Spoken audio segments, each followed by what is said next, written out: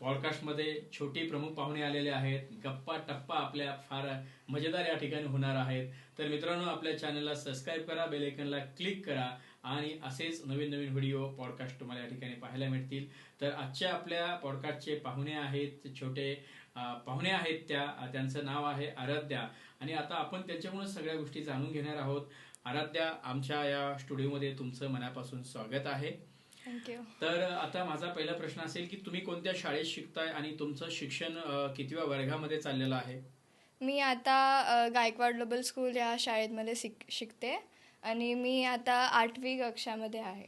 वा, 8वी मध्ये आहेत. तर आराध्य, मला हे सांगायचं आहे की तुला काय छंद आहे, कोणत्या खेळात तुला रुची आहे, कोणती पुस्तकं वाचायला आवडतात किंवा कोणते गाणे ऐकायला आवडतात?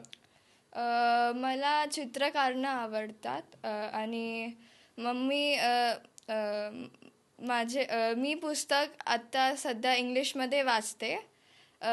मला पुस्तक वाचायला आवडतात, पण सध्या मी आता नाही वाचत आहे. आणि मी जिम्नॅस्टिक हे स्पोर्ट्स खेळते आणि ते मी जेव्हा मी सिनियर KGमध्ये होती तेव्हापासून मी ते स्टार्ट केलं आहे खेळायला आणि मी आता नॅशनल प्लेयर आहे, नॅशनल गोल्ड मेडलिस्ट आहे. वा, म्हणजे जिम्नॅस्टिक या खेळामध्ये तू KG पासून होती, म्हणजे सिनियर KG पासून, आणि आतापर्यंत तू खेळते आणि नॅशनल पर्यंत तू मजल मारलेले आहे, देशाच्या लेवल पर्यंत तू खेळलेले आहे. वा, बढिया, खूपच प्रेरणादायी आहे. तर याच्या पाठीमागे कुठून मोटिवेट भेटलं, की कोणी तुला सांगितलं की खेळलं पाहिजे, एक्सरसाइज केली पाहिजे प्रॉपर वगैरे, आणि आपला स्वतःचा वेळ आहे तो अशा महत्वाच्या गोष्टीमध्ये आपण इन्व्हेस्टमेंट केला पाहिजे, याच्या पाठीमागचं बॅकअप कोण आहे? माझे वडील म्हणजे माझे पप्पा. तर त्यांनी मला पहिल्यांदा टाकलेलं जिम्नॅस्टिकमध्ये जेव्हा मी छोटी होती तेव्हा मी ट्राय केलं. म्हणजे मला आवडतं, आवडायला चालू झालेलं ते गेम, तर मी त्याला पुढे कंटिन्यू केलं. वा. तर आराध्या, आता मी फार एक महत्वाचा प्रश्न तुला विचारणार आहे आणि तो म्हणजे ही नवी पिढी काय विचार करते, तुझ्या वयातले तरुण काय विचार करत आहेत. तर असा माझा प्रश्न असेल की तुझं ध्येय काय आहे? माझं ध्येय IAS अधिकारी बनायचं आहे. मला देशाची सेवा करायची आहे. वा, म्हणजे IAS अधिकारी बनून तुला देशाची सेवा करायची आहे. तर हे तू IAS अधिकारीच का व्हायचं, का डिसिजन घेतला आणि कधीपासून तुला वाटतं की मी एक IAS अधिकारी बनली पाहिजे? मला लहानपणापासूनच वाटतं की मी IAS अधिकारी बनली पाहिजे, कारण की मला देश असं पूर्ण सुधरवायचे आहे, लोकांना ऑपॉर्च्युनिटीज द्यायचे आहे आणि लोकांची सेवा करायची आहे. ओके, IAS अधिकारीचं जर तू नाव घेतलंय, तर असा एखादा IAS अधिकारी आहे ज्यांच्यापासून तुला मोटिवेट वाटतं की ते जे काम करतायत, किंवा एखादा आयुक्त असेल किंवा एखादा जिल्ह्याचा IAS अधिकारी असेल, तर असं एखादं नाव आहे की ज्यांच्याकडे बघून तुला असं वाटतं की यस, जर एक व्यक्ती एवढा जबाबदारपणे निर्णय घेऊन लाखो लोकांचं, कोट्यवधी लोकांचं आयुष्य त्या ठिकाणी बदलल्या जातंय, तर असे कोण आहेत की ते तुझे आयडॉल आहेत? माझे आयडल तुकाराम मुंडे साहेब आहेत. मला त्यांच्यासारखं बनायचं आहे व्यक्तिमत्व. ते पूर्ण देशात IAS अधिकारी आहेत. ओके, म्हणजे महाराष्ट्राचे ते महाराष्ट्राचे आयुक्त आहेत, अन्न व औषध प्रशासनाचे ते आयुक्त आहेत. तर त्यांचं काम म्हणजे आता 18 ते 15 कोटी लोकांच्या आयुष्याचा जो काही प्रश्न आहे, जो गंभीर प्रश्न होतोय, त्यासाठी ते काम करतायत. तर असं तुला वाटतं का त्यांच्यासारखं पण मी एक जबाबदार अधिकारी होऊन काम करावं? हो, मला असं वाटतं की त्यांच्यासारखं मला बनावं पुढे होऊन आणि असंच सगळ्यांची सेवा करावी. वा, तर आता नक्कीच तुकाराम मुंडे साहेबांचं जे कार्य आहे ते तुला मोटिवेट करत आहे. तू काही त्यांच्या बातम्या वगैरे बघतेस? आता सध्या त्यांनी जे काम केलेलं आहे, दुधामध्ये भेसळ असेल किंवा औषधामध्ये एक्सपायरी डेट झालेले असतील, असं काही आता अनेक लोक त्यांचे फोटो घेऊन फिरतायत. तर असा लोक आम्हाला हवे आहेत.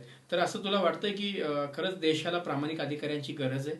हो, मला वाटतं की देशाला प्रामाणिक अधिकाऱ्यांची गरज आहे.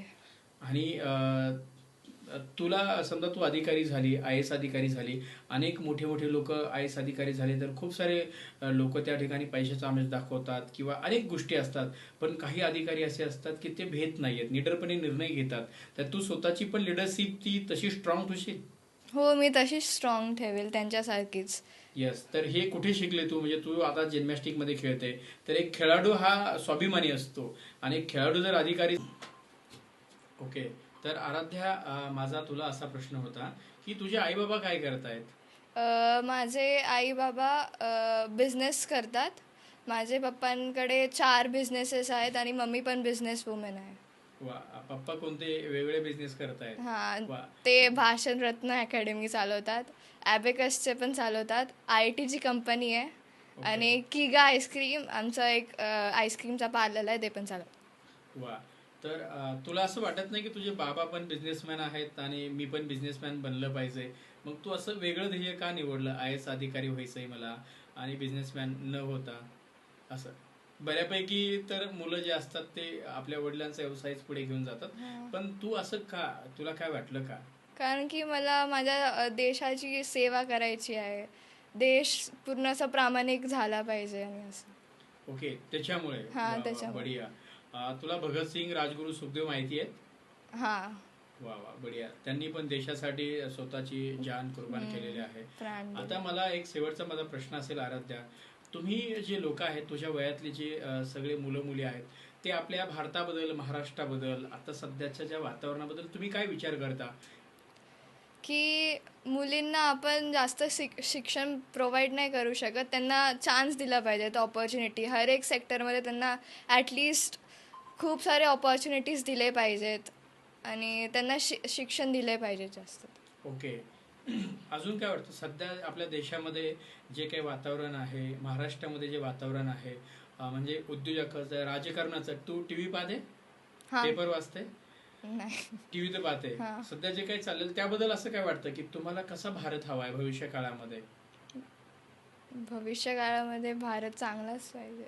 कसा कसा पाहिजे? असा प्रोग्रेसवाला पाहिजे. प्रोग्रेस झालं पाहिजे अजून. सिक्युरिटी, इथली यंत्रणा, इथले रस्ते, इथलं पाणी, टेक्नॉलॉजीमध्ये डेव्हलप केलं पाहिजे अजून. पर्यावरणाच्या बाबतीमध्ये असं असं काय वाटतं तुला? इथले झाडं असली पाहिजेत, पाऊस चांगला पडला पाहिजे, रस्ते चांगले असले पाहिजेत, इथली व्यवस्था चांगली असली पाहिजे, लोकांना जीवनमान चांगलं जगता आलं पाहिजे. यस. तर याच्याबद्दल काय सांगशील? असं की काय वाटतंय की तू काय संदेश देऊ शकते या आपल्या सगळ्या श्रोत्यांना? की आपण पूर्ण आपली सराउंडिंग्स चांगले क्लीन ठेवले पाहिजेत. असं एक नागरिक म्हणून हे सगळं करायला पाहिजे. वा, बढिया. तर आज आपल्यासोबत आराध्याने अत्यंत चांगल्या पद्धतीने गप्पा टप्पाच्या या कार्यक्रमामध्ये मनमोकळेपणाने बोललेले आहेत. तर आता आपल्या या कार्यक्रमामध्ये आल्याबद्दल आराध्याचं अगदी मनापासून स्वागत पण आहे आणि धन्यवाद पण आहेत. तर आराध्या, तुझ्या ध्येयासाठी, तुझ्या प्रामाणिकपणे या देशासाठी समर्पितपणे काम करणाऱ्या या IAS या पदासाठी आत्तापासूनच आमच्या शुभेच्छा. आम्हाला त्या पदावरती तुला बघायला आवडेल. तर तू आलीस त्याबद्दल मनापासून धन्यवाद. थँक्यू.